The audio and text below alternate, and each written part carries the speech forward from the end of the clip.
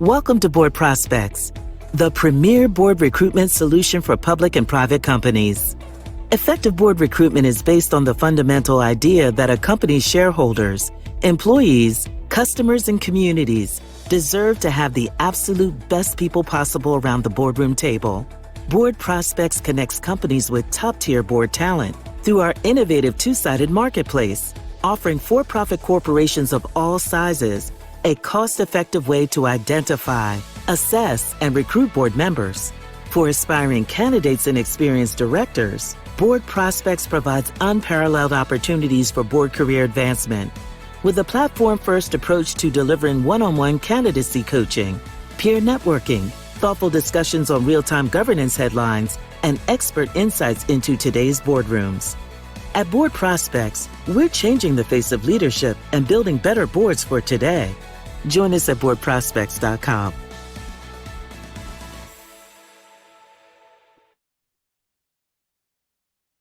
Well, hello, everyone, and welcome to today's webinar. My name is Mark Rogers, and I'm the founder and CEO of Board Prospects, which is the world's largest board recruitment marketplace. Today's webinar is part of a series of webinars we are only offering to our Premium or Premium Plus members. So on behalf of the entire Board Prospects team, I want to thank you for your membership and for being part of this tremendous community. For just a couple of housekeeping items before we jump into today's webinar. The webinar is being recorded, and the recording, along with the materials that are discussed during the presentation, the deck, will be sent to all registrants within the next day or so.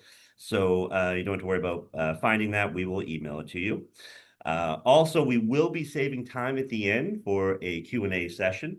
So please feel free to post your questions in the Q&A box at the bottom of the screen, and the Board Prospects team will curate those and get them over to me for the Q&A session at the end. Today, I am thrilled to be joined by Tom Hardin, who has truly an extraordinary background. From 2008 to 2012, Tom, a little-known financial analyst at the time based in New York City, quietly assisted FBI agents in uncovering how insider trading occurred within the financial services industry. As the youngest professional later implicated in the operation and known by his undercover codename, Tipper X, Tom wore a covert body wire to help the FBI build cases against major figures, leading to the largest Wall Street enforcement sweep in a generation. In 2016, he was invited by the FBI to share his story with their rookie agents. Today, Tom is a global keynote speaker. In fact, I think he's joining us today from Amsterdam, where he's been giving talks in Europe. A corporate trainer and board advisor on behavioral ethics, compliance, and organizational conduct and culture risk. Through intense self-reflection, he took full responsibility for his early career actions, transformed his life, and continues an ongoing journey into understanding human behavior and the forces that drive poor decision-making. His life story is the subject of his forthcoming book, Wired on Wall Street, scheduled for release through Wiley in 2026, and we will be also promoting that as well when it is released. In today's presentation, Tom is going to reveal the human factors, rationalization, short-term pressure, and isolated decision-making that often precede misconduct. Tom underscores how board-level tone, cultural clarity, and proactive oversight can prevent reputation-destroying ethical failures. Very excited to hear this presentation. I've had the opportunity to speak with Tom earlier, and this is such a significant topic that really everyone who is serving on a board or hopes to serve on a board should be looking into and really paying attention to. So with that, I will turn things over to Tom. Thanks for joining us, Tom. Thank you, Mark. Share my screen here.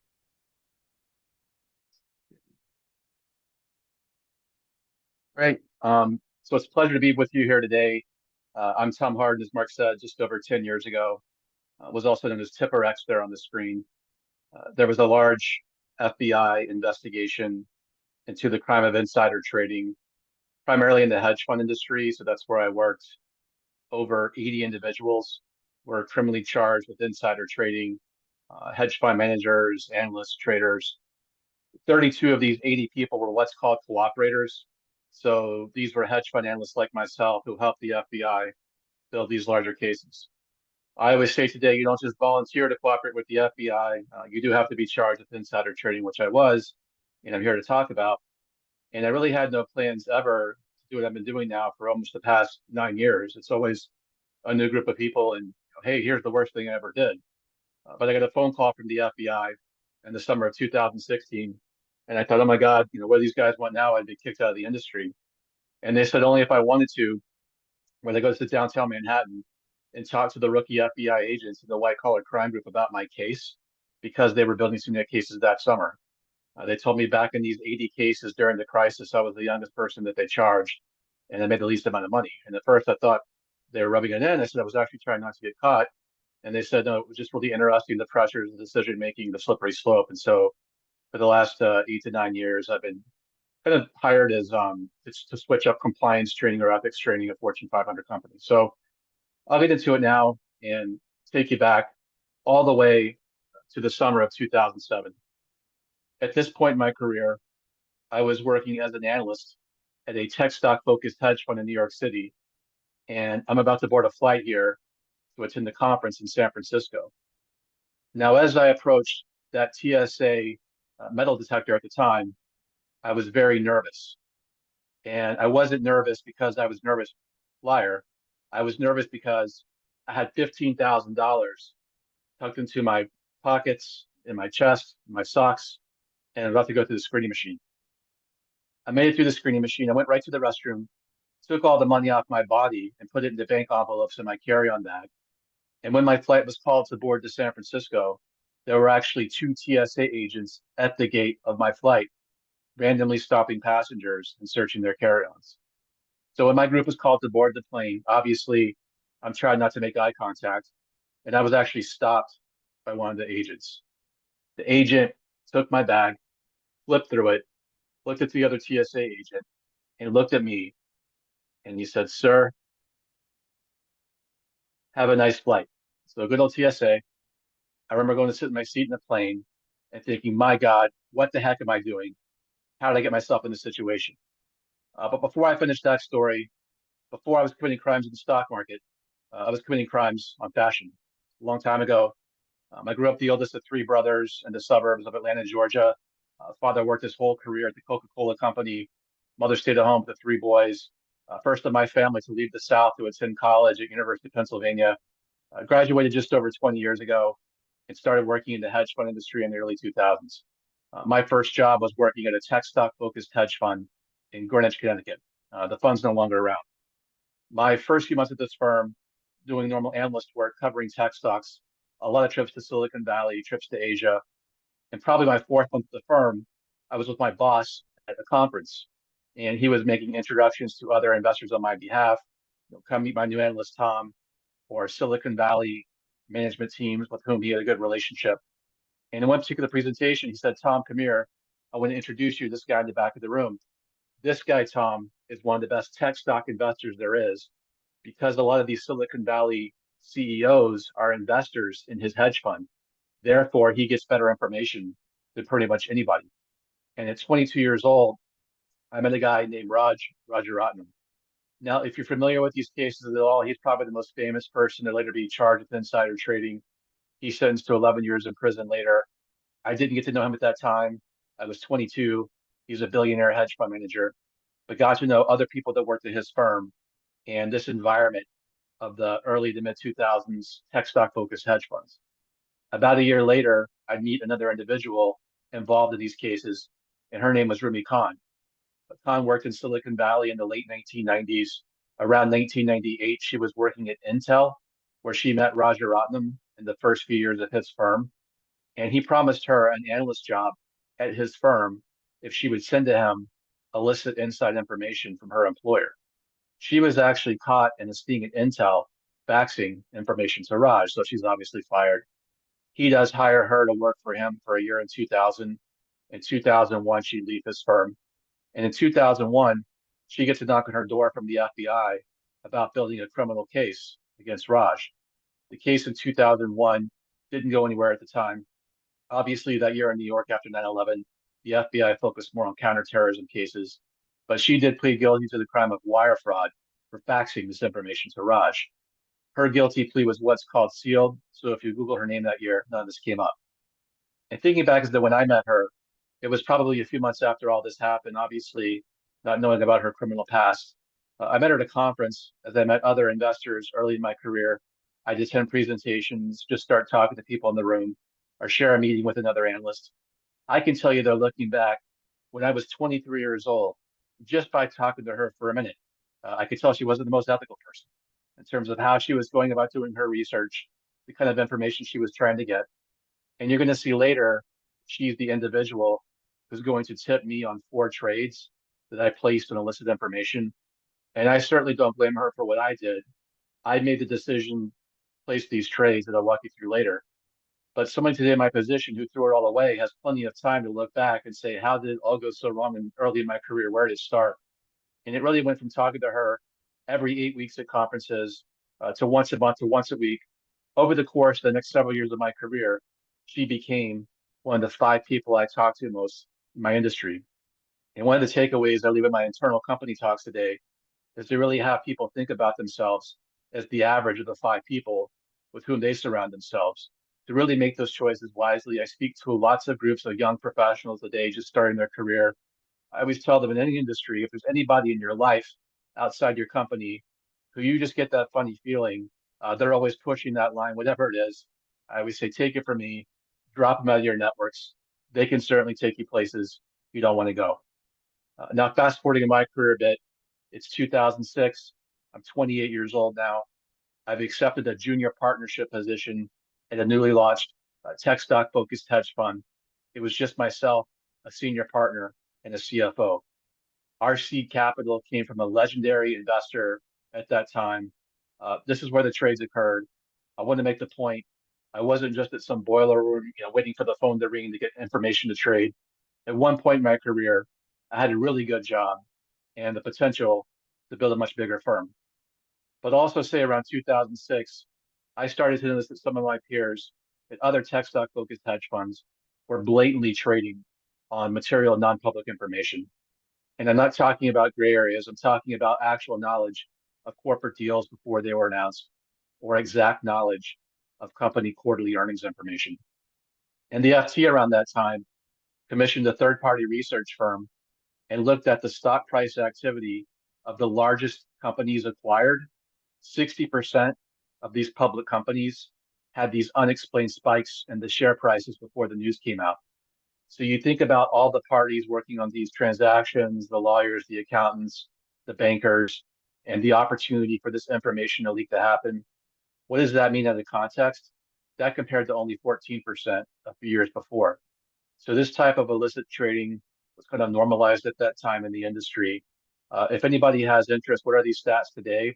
So right before the pandemic in 2019, it had dropped about 25%. And through 2023, so a year and a half or so ago, it's actually back up to 40%. So not quite back to where it was, but it has increased now with employees kind of working from everywhere. At the end of our first year of trading at my hedge fund, we were up 20% that year, which was a great start. The problem was, though, we lost money in the first quarter, which really shouldn't have mattered because we were investing over a 3-year horizon. But after losing money in the first quarter, my boss came into my office, closed the door, and said, Tom, I know we're investing over 3 years, but we just lost money in the first quarter. We have to start looking for shorter term opportunities to make money every month, or we may not survive. Stepping back from that conversation now, years later, I'd argue in any business when the goal goes from 3 years to monthly, the opportunity to start cutting corners certainly increases. And I'd also say the ambiguity in his message to me to do what it takes to meet these shorter term targets, and me as the junior analyst not asking any clarifying questions plays a huge part in what happens next. And only a few more months goes by. It's now March of 2007. I'm at my desk. The phone rings. It's this woman, Rumi Khan.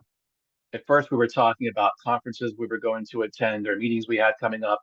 But about halfway through that conversation, she said, Tom, you've made me a lot of money over the last few years on some great ideas.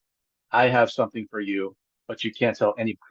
And she proceeded to say, a Moody's analyst, so at the bond rating agency, who was roommates with her cousin, told her a listed company, Kronos, was going to be acquired in a few weeks. Here's the date. Here's the price. Here's the private equity firm. It doesn't get much more stark than that.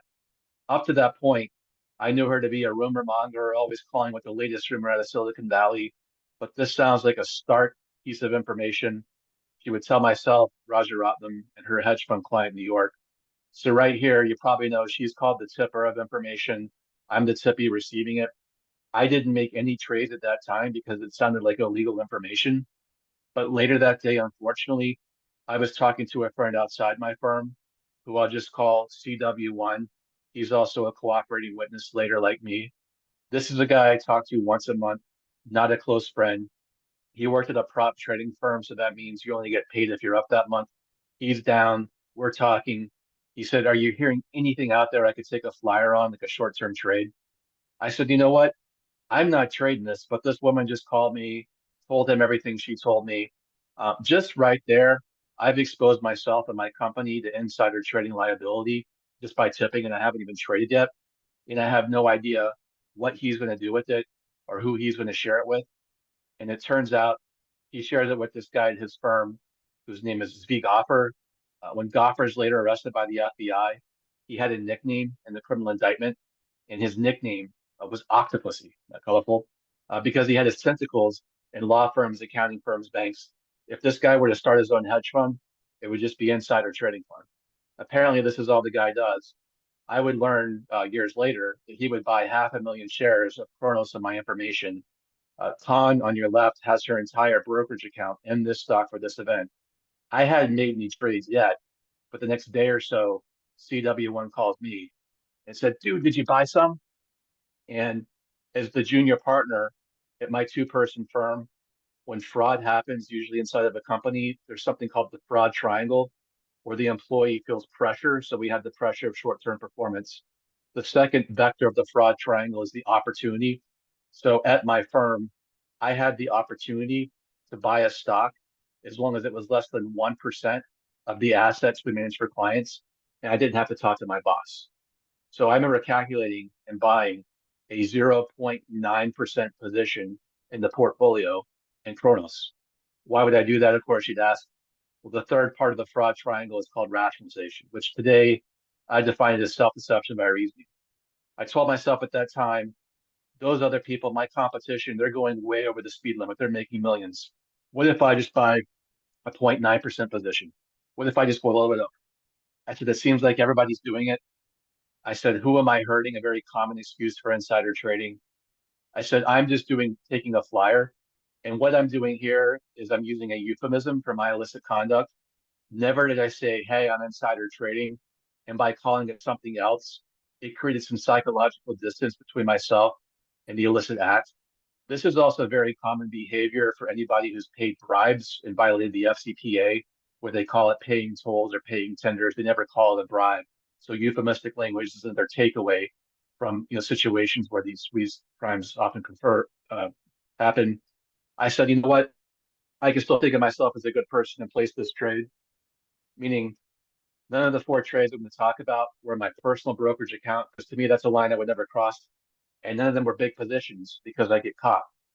And if you're familiar with social science, there's this idea of fudge factor where we all want to think of ourselves as good people. We want to cheat up to the point we can do that. Rarely would it ever escalate to something like this, of course. But that was my line of thinking at the time. I said, I'll do it just this once and never do it again. And then those wheels are really turning in my head. I said, you know what? I really have no idea who she's talking to. I'm just answering the phone, taking a flyer one time. Extremely poor self-talk there, of course, on the screen. But kind of a bigger takeaway now, and all these years later of thinking about my behavior, what I'm doing here is what I'd call isolated decision making. Meaning the information came in, didn't talk to my boss, certainly didn't talk to compliance, didn't talk to anybody else at my firm, made the decision on my own to cross that major line in the industry. And ever since the FBI called me nearly 9 years ago, I've done this deeper dive into other types of fraud. What are the parallel behavioral threads of my case and other cases? And it does often start with the person inside their company making that decision to cross the line, not talking to anybody, and ultimately throwing their careers away, as I'm about to do here. Unfortunately for me, my whole life, I've been able to rationalize breaking laws.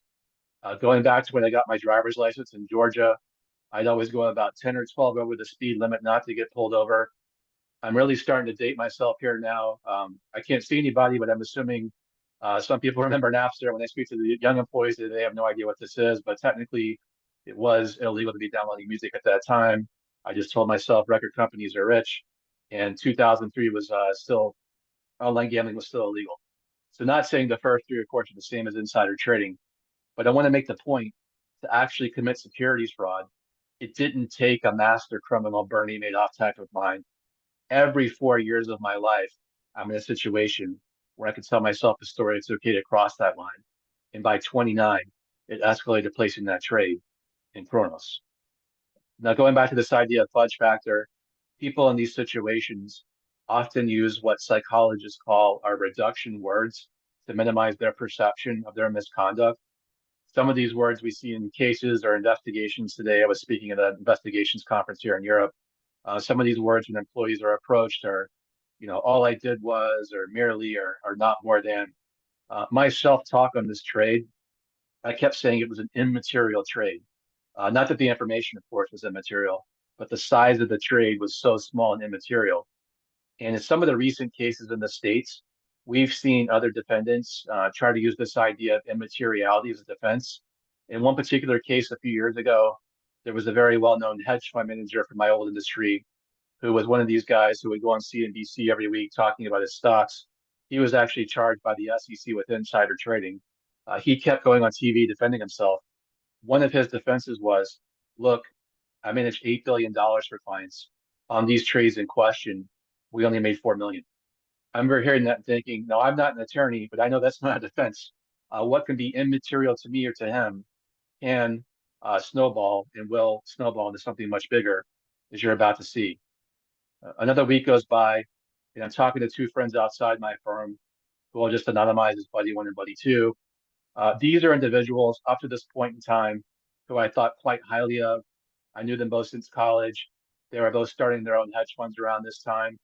I thought of them as ethical investors. I thought when I called them, hey, what do you guys think? Moody's analyst Kronos. I thought one of them would slap me around and say, what the heck are you doing? Instead, they both heard me out. One of them snickered and said, I can't believe you even know something like this, Tom. What the heck? I'll take a flyer too. So that's not good. So by bringing these guys across the line, it's a fancy psychological term here, very altruistic of me. I think highly of the guys. I bring them into this conduct, and I start to feel less poorly about buying the stock. 2 more days goes by. It's a Friday morning in March. I'm at my desk about a half hour before the stock market opens. I see trading in Kronos is halted, so that means news is coming. Word for word, exactly what she said. And I'd love to tell you here that I freaked out, told my boss, and we called the SEC, but that's not true. And the problem is, once you do it once and you're not reprimanded, my boss actually said nothing, it becomes very easy to do it again. It would happen 3 more times. On the third tip and trade, she actually asked me for a cash payoff to keep this going for her source of information. So that was looping back. If you were there for my opening story at the airport, that was me going to give that to her. Certainly no gray area at that point.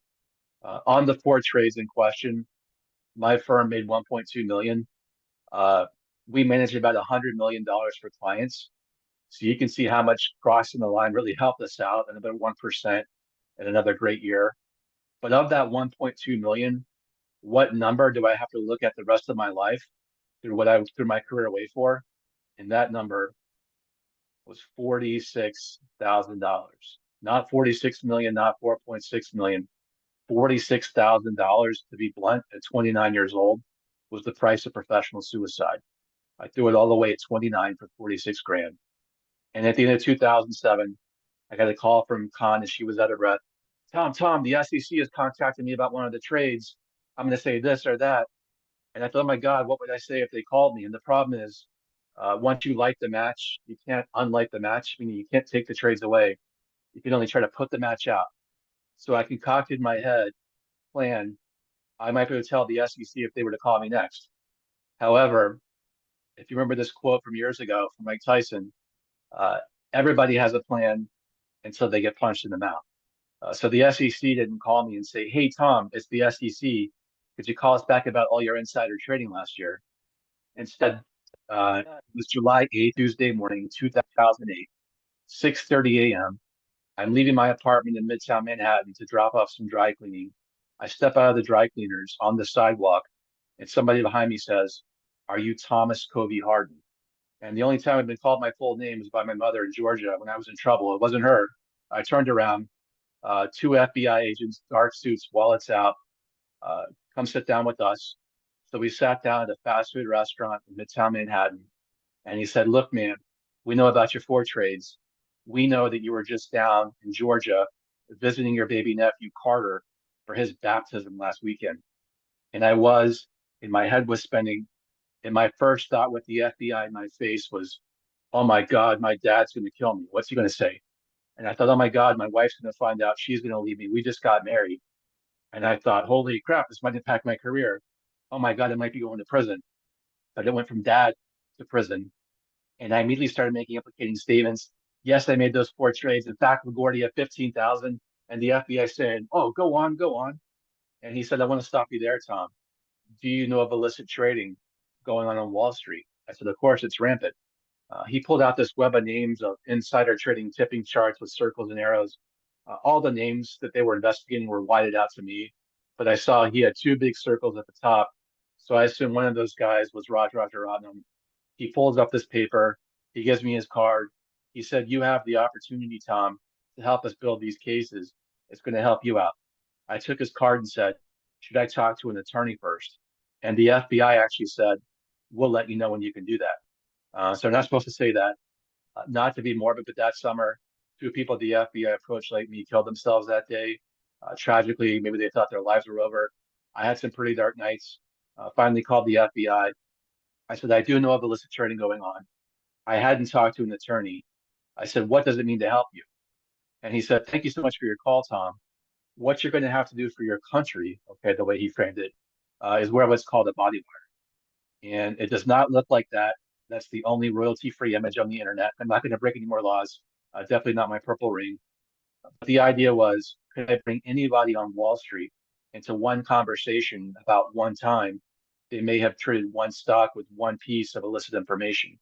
So I went back to my apartment, made a list of who I felt were the worst actors, but they weren't really peers. It might be a 48-year-old hedge fund manager in Silicon Valley. I'm a 29-year-old analyst in New York.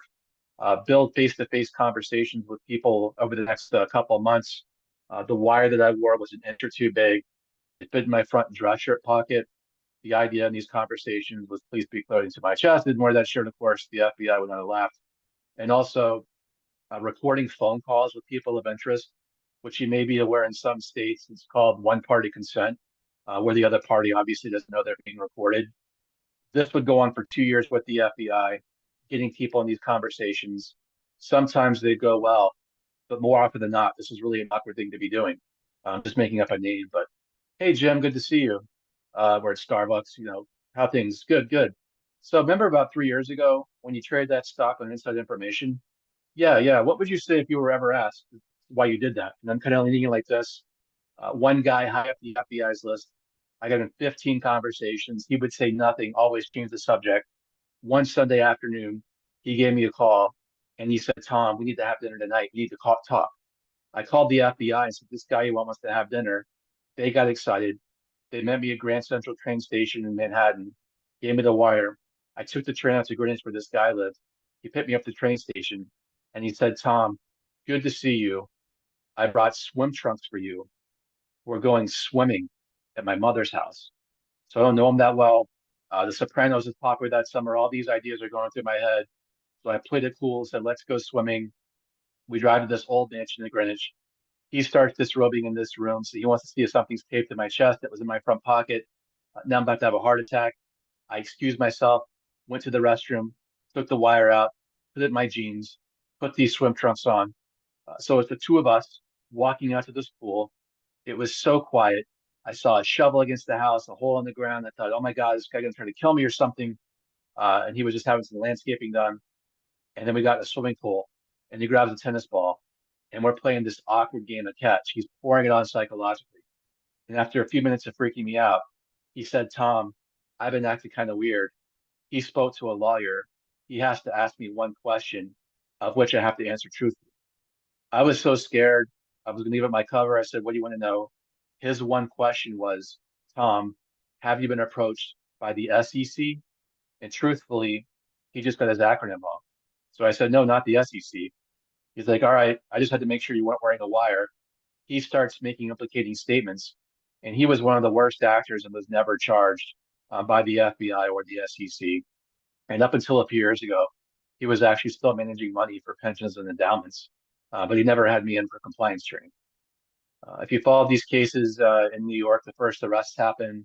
Roger Rotman booked a flight to London, booked the return flight through Switzerland. The FBI saw his travel itinerary, and because it was Switzerland, they arrested him about a month early. Zvigoff were also arrested. These guys would get the longest prison sentences ever for insider trading. This was a big day in my industry. The first 20 arrests happened, unsealed criminal indictments. So the Wall Street Journal had this diagram. On the left was the prop trading ring. On the right was the Roger Rotman ring. And they had somebody in the middle called Tipper X. And I read this for a few minutes and I quickly figured out, oh my God, I think I'm Tipper X. And CNBC was running a story, who is Tipper X? They didn't mention me, of course. They mentioned people who I'm sure were very upset to be mentioned with this. At this point, I'm 30, still working in this capacity with the FBI. So my name in my case is what's called sealed. However, towards the end of 2009, my cooperation was starting to come to a close as to how helpful I could be for the Bureau. And the agents were so well trained in psychological tactics. Tom, man, you're doing such a great job for your country. Who else can you bring us? I was so delusional by that point. I thought maybe these guys are going to hire me when this is all over. Maybe I'll be like that guy, the movie from Catch Me If You Can, and be helping the FBI. Or maybe they're going to drop the charges. 2 years into it, they said, Tom, you know what? It's time to talk to an attorney now. So you can imagine how that went. I called a white collar defense attorney. I said, hey, I'm Tipper X in these cases. The FBI said we should talk now. And of course, he said, well, who was your attorney before me? I said, I've never spoken to an attorney. He said, Tom, you're supposed to hire me the first day the FBI approached you. I said, you know what? It's my first time doing this. So it's pretty straightforward for me. It's time to what's called self-surrender downtown at the FBI. So I'm handcuffed, fingerprinted, taken into a small prison cell before I go see the judge, walk in to see the judge. And it's the first time I see this, where the judge says, Mr. Hardin, how do you plead your country against you? So no matter how much I help these guys, I'm not getting out of it. I'm taking one count of securities fraud, one count conspiracy to commit securities fraud. And my attorney said I was looking at 3 years in prison. Had I not helped the FBI, but we thought I still might go to prison because that Occupy Wall Street movement, if you remember, was quite big then, and they were throwing the books at financial executives. In my internal talks, pretty much every industry, I use this quote from a very famous investor who's now recently retired. So you might know who that is. And really, any company I speak with, any industry, especially any regulated industry, it only takes one person. They're doing it for themselves, their families, their colleagues. And I'm potentially about to ruin my reputation here, of course. The FBI kept asking me for names. Who else? Who else? I told my attorney I'm done. The FBI said, you're not done for us yet. What about my good friends, Buddy 1 and Buddy 2? I said, those are good men. They would never do this again. The FBI said, we want them too. And I told my attorney, I'm done. I can't cross that line. And the FBI said, we're done with you. Your name's coming out tomorrow. So the New York Times ran this story. The Wall Street Journal ran this on the front of the printed paper at that time. I had left my firm a few months before all this happened, thinking it might be any day. So I knew it would be a bad day for me. And of course, my wife, same last name. What I didn't even consider that day was that anybody that knew me in any professional capacity had to put their hand up and tell their compliance officer, oh my God, I know Tom. If they had just talked to me once a year about ideas and they were, had nothing to do with this, all their sort of names were put through the ringer. Why do you know this guy? So I've only heard secondhand that the worst day of many people's careers was just having to say they knew me as a friend or somebody they talked to occasionally in the industry. So this idea of, oh, who am I hurting, starts to unravel. I'd also say two of the biggest victims of what I did are my parents. I was not allowed to tell them until it was public. I want to do it as soon as possible, and I want to do it face to face.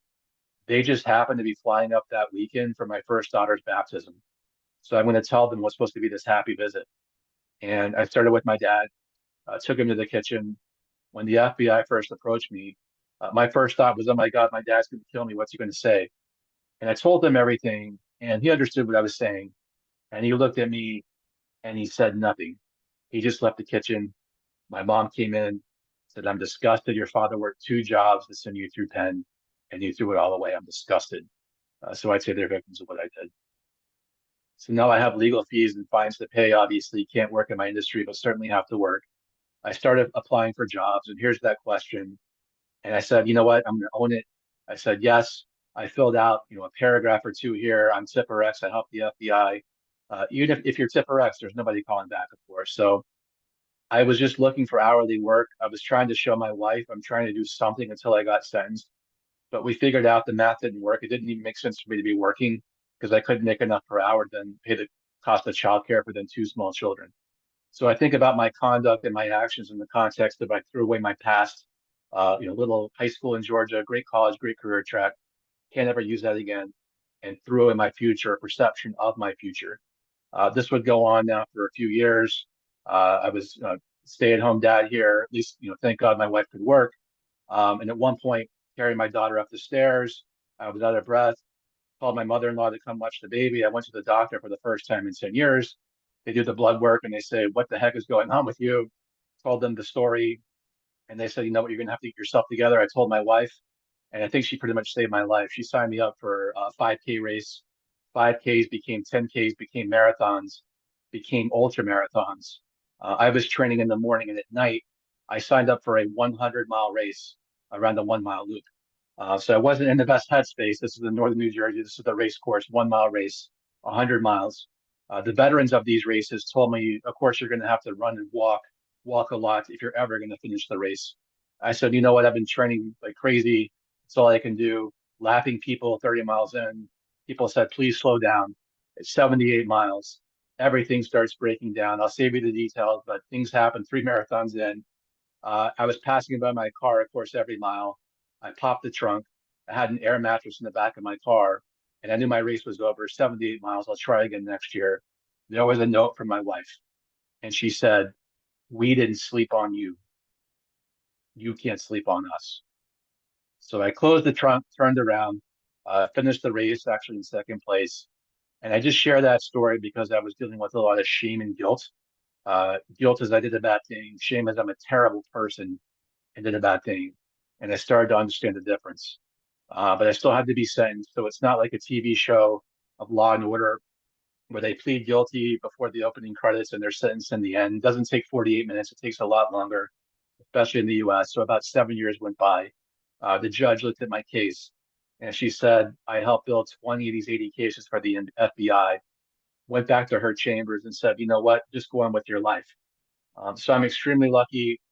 I wasn't sent to prison, but I still have a felony conviction, and there's certain repercussions with that. At that point, I knew I couldn't have a personal brokerage account or work in my old industry, but I kept having my personal checking account closed every few months, where it wouldn't say why, but I knew why, and I couldn't figure out. It's just a checking account. One day, a retail banker called me and said, Tom, you're on every AML list in the world. And of course, naive Tom said, what's AML? He said, you're a potential money launderer to any bank in the world the rest of your life. And it's not a complaint. It's just something I never considered back when I made those choices. I'm now just a sort of few takeaways here, and these will be more handout slides for you after the call. But the FBI invited me to speak a year after I was sentenced, and I'm very lucky that it sent me on this path. So when engaging with companies, I find that there's so much a focus on the bad apple and not looking at the barrel. And every regulator around the world, I'm here in Europe, meeting with a few companies, and they all have different definitions of culture. The way I see it, it's not the tone at the top, which is like a big statement you're probably familiar with. It's the actual behaviors that employees believe will be rewarded. And what often happens in a company or an industry that has repeat sort of bad apples is nobody looks at the barrel. So what happens is you have this sort of training and documentation, kind of all the culture of compliance, where you keep these records for the regulator so you can later blame the bad apple. Then the bad stuff happens and there's a strategic apology. And if you use AI now, you'll see common terms. The regrettable term comes up quite a bit in these statements. You say, oh, the practices were sound. We're going to blame external factors. Of course, you're going to blame the bad apple, pinning on the junior employee who was fired. Hire the fixer to fix what's called process gaps, also a common term. And then really it's back to business as usual. I think so many times companies really don't want to know the reason for these situations because it might actually reflect back on management. So it's something in some industries, in certain situations I've seen where there's really not a true root cause analysis done by internal audit or somebody else inside the company to see why the situation happened. Now, there's often risk in the culture before the misconduct. Three patterns I've seen over the years, giving my talk and engaging with companies. There's often sort of a blame culture. Do people have a tendency to be blamed? Or is there a culture of learning from mistakes? How people communicate is also big. And do you have fear-driven culture and behavior in groups inside the company? Are people rationalizing decisions to get around problems or afraid of facing consequences? If you find sort of instances of misconduct, there's often tracing back to one of these three cultures before it happens. Just at the board level, governance, situation here. Usually, of the GRC, I'm usually more focused on the R and the C, but I thought today I just have some thoughts with you on the governance side of things. These are just sort of like little notes I've taken over the years where it went back to the boards, sort of the culture of the board, often more times than not, tendency not to welcome challenge, less than complete transparency. But this is more of just a handout that I'll send to you later. I'm going to save some time for questions. What does a good culture look like? One company I thought I engaged with last year, I thought this was pretty neat. They have town halls and they also have, ask a non-executive director session where any question is allowed. They were seeing more people speak up in that situation. Reverse mentoring is actually much more popular now, and really an open door with senior management to talk about what's happening before that full risk assessment comes out.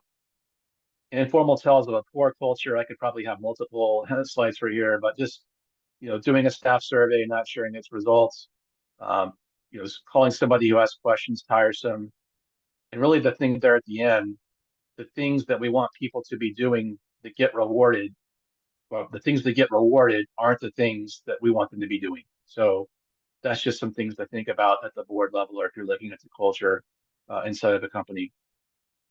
A decision-making framework I'd like to share with you today. I guess this is the good tipper X today. Hopefully that's me. These first three are in any code of conduct or code of ethics. If you sit on boards of companies, I bet if you look at the code of conduct or code of ethics, you'll see some variation of these three questions. There's always, if you're ever at that line, ask yourself these questions. And, they're good questions. I think they're important. But the one question that I've rarely seen, and probably at this point, the hundreds and hundreds of codes of conduct and codes of ethics I read before engaging with the company, is this question.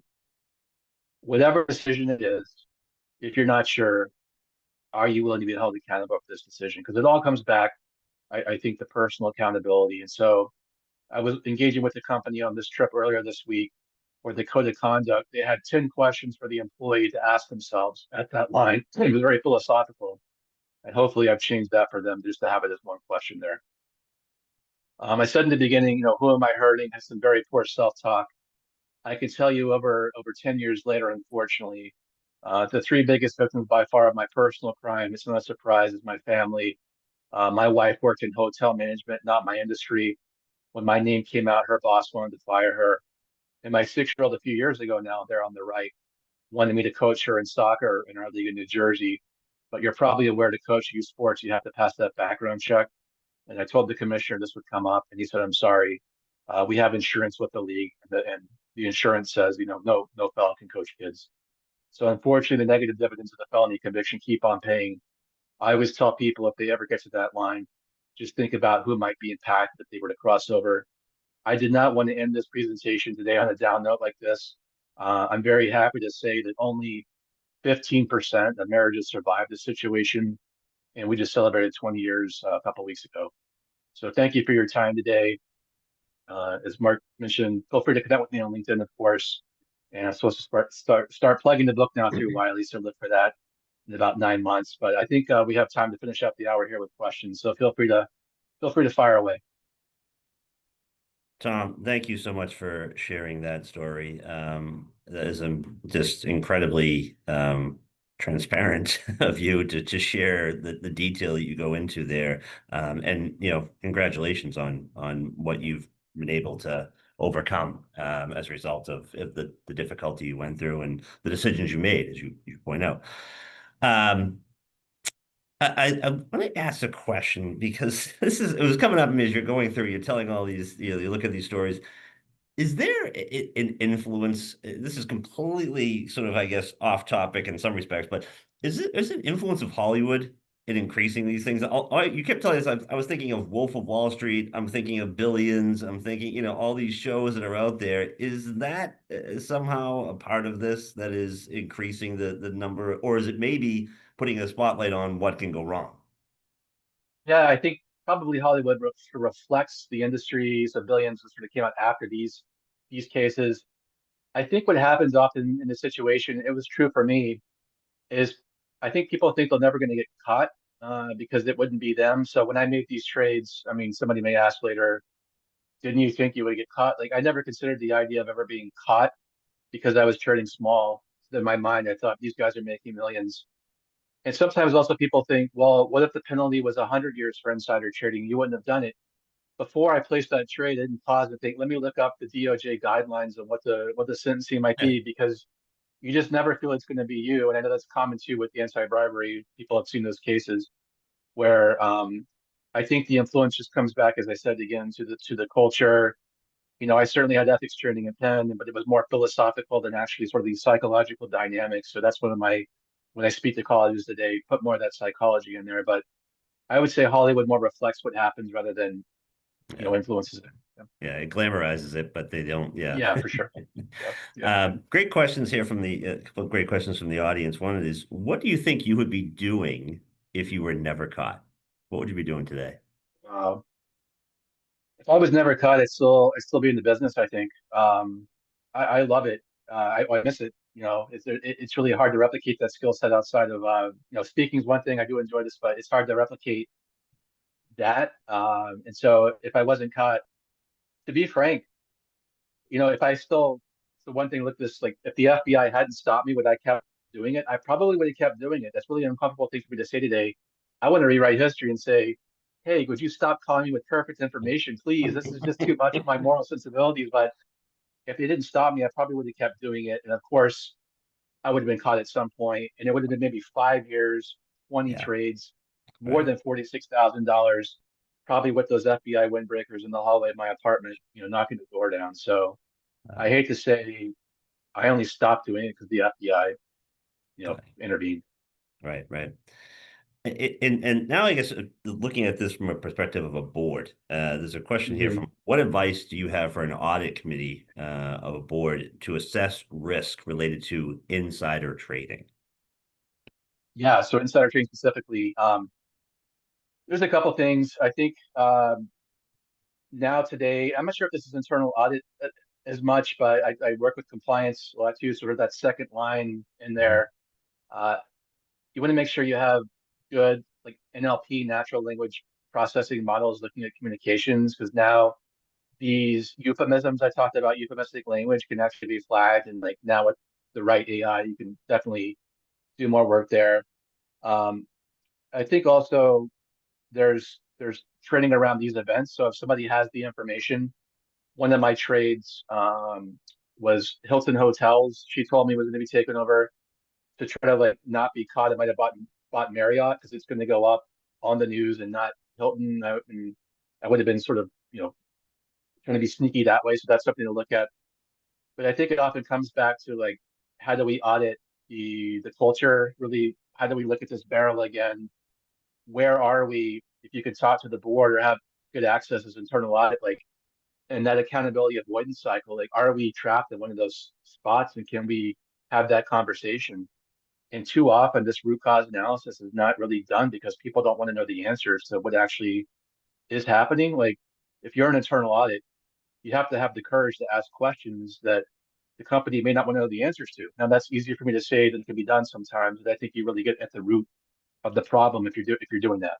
If you're doing it right, right. A question from the audience: should hedge funds be held to more regulatory compliance? And then the second part of this question is: did anything change as a result of all this corruption? Yeah, so more regulatory compliance. I think there should be. I think they should have to disclose their positions every month. Right now, it's every quarter. I think that Mhm. would just have more visibility on that. And did it change things? I'd like to think that it changed the behavior. I've shared my talk with hundreds of hedge funds, so at least they have a personal story now with it. Insider trading. So I forgot to share some of the stats, or I think I mentioned today it's back up to 40% as of a few years ago on the suspicious trading. It's much more often foreign actors that come in, hack the issuer information, and trade those announcements. There's still these tip or tippy cases. You read this person called this person, they traded, that's an easy one. But there's much more sophisticated bad actors who are now doing the insider trading than there was back in my day 15 years ago. And I think the challenge is the SEC, they have a big budget of 2.3 billion to enforce it. But if you're talking about worldwide bad actors going in, there's other laws to think about, sort of hacking and this type of thing. It's still going on, but it's just maybe different people who are engaging in it repetitively and getting away with it right now. So it's just the mandate of this is happening. The regulator is often behind the bad actor. The criminal is always ahead of the police, and then they eventually catch up, like with my situation. But it just continues to evolve. And I assume though that AI will potentially or should potentially help identify these quicker, right? Yeah, yeah, Yeah. I think so. The SEC now, I get in there occasionally, and what the tools they have now are very sophisticated, and also the people that they hire, I think, are much more, I don't want to say sophisticated, but much more, like, I guess, impressive than they were back 15, 20 years ago, where the actual person wants to, serve in that capacity before going on to the private career. And so they're actually getting to be able to recruit people that are a little more impressive to me, at least. Right, right.